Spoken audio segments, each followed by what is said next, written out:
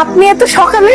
এদিক দিয়ে যাচ্ছিলাম, তাই ভাবলাম যে একটু দেখা করে যাই। কিন্তু রানা তো বাসায় নেই, ও তো অফিসে গেছে। আমি জানি, অ্যাকচুয়ালি আমি আপনার সাথে দেখা করতে আসছিলাম।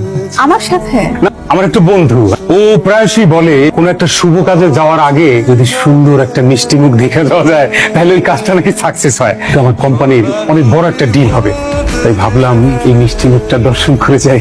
এখানে দাঁড়িয়ে কথা বলবো, ভিতরে যেতে বলবেন না? আমি আসলে সব ভুলিয়ে গেছি। আসুন আসুন, ভিতরে আসুন। এটা নিন, কি এটা? পড়েই দেখুন। Appointment letter. রানার প্রমোশন হয়েছে। রানা সাহেবকে প্রমোশনটা দিয়ে দিলাম। আসলে হয় কি, অনেকেই তো ওই এমপ্লয়ির হাতেই লেটারটা দিয়ে সারপ্রাইজ দেয়, আমি একটু ভিন্ন আঙ্গিকে এমপ্লয়ির ওয়াইফের কাছে দিয়ে সারপ্রাইজ দিলাম। থ্যাঙ্কস, আপনাকে অনেক ধন্যবাদ। আমি আপনাকে রানার হয়ে ধন্যবাদ জানাচ্ছি। আচ্ছা, আপনি একটু বসুন না, আমি আপনার জন্য চা নাস্তা নিয়ে আসি। না, কিচ্ছু করতে হবে না, একটা জরুরি মিটিং আছে। ইম্পর্টেন্ট কথা বলতে ভুলে গেছি। হয়েছে কি, হাতের রান্না খুবই চমৎকার। এরপর থেকে কিন্তু অবশ্যই রান্না করে আবার দিয়ে আসতে হবে। আজকে আসি, তবে খাবো, অবশ্যই খাবো। আজকে এত আয়োজন, বাসায় কি কোনো গেস্ট আসবে নাকি? না মশাই, কোনো গেস্ট আসবে না। আজকে এই সব আয়োজন শুধু তোমার জন্য। তুমি তো দেখতেছি নতুন শাড়ি পরেছো, তারপর আবার এত খাবার। ওই আমরা কি দুজন থেকে তিনজন হচ্ছি নাকি? দুজন থেকে তিনজন হচ্ছি না, এই সব আয়োজন শুধু তোমার জন্য, তোমার প্রমোশনের জন্য। প্রমোশনের জন্য মানে কি আবল তাবল বলছো? টানা, আজকে তোমার বস তানভীর এখানে এসেছিল, এসে এই লেটারটা আমাকে দিয়ে গেছে। আমার বস এসেছিল মানে? আমার বস আমার বাসা ছিল কিভাবে?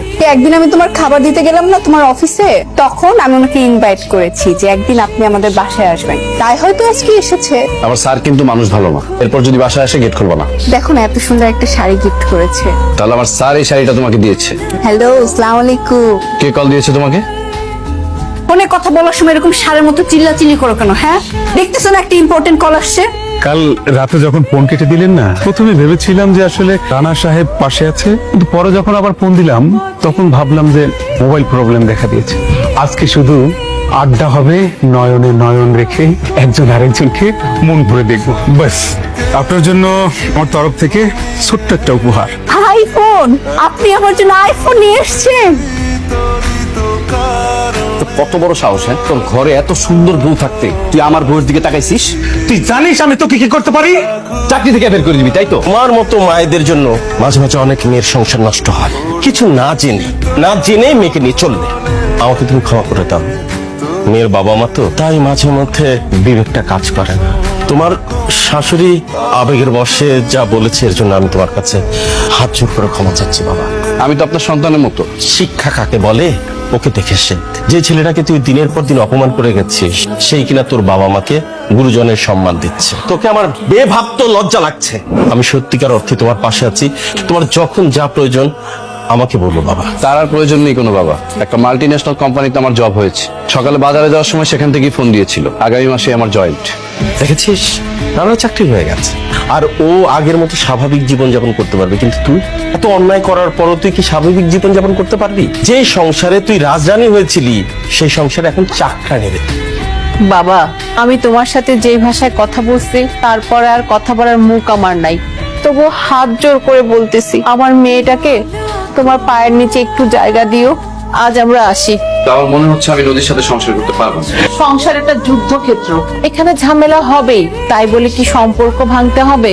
আমি তোমার কাছে নদীর হয়ে ক্ষমা চাচ্ছি। আমি তোমাকে কথা দিতেছি, এরপর যদি নদী আর কোনোদিন তোমার সাথে কোনো বেয়াদবি করে বা কোনো ঝামেলা করে, আমি নিজে ওকে নিয়ে যাব। আপনি বলেন তো, ও এতদিন যা করেছে সব তো ভুল, তাই না? কিন্তু দিনের পর দিন যে ও আমার সাথে বাজে ব্যবহার করেছে, এগুলো কি ভুল? না, এগুলো ভুল না। এগুলো হলো লোভ, লালসা। আর মানুষের ভুল সংশোধন করে মানুষ না জীবন চালাতে পারে, কিন্তু এটা তো ভুল না। নদীর এই অভ্যাস না কখনোই যাবে না। ও এত অন্যায় করার পরেও তানভীরের সাথে সে যোগাযোগ রেখেছে। কালকে রাতে আমি ঘুমিয়ে যাওয়ার পর ও তানভীরের সাথে কথা বলেছে। নদী না কখনো আমাকে ভালোই বাসে, তাই আপনারা আমাকে ক্ষমা করে দেন। সবকিছু জেনে শুনে আমি নদীর সাথে সংসার করতে পারবো না। আমার ভুল হয়ে গেছে, তুমি আমাকে প্লিজ মাফ করে দাও। আমি সারা জীবন তোমার দাসীবাদী হয়ে থাকবো।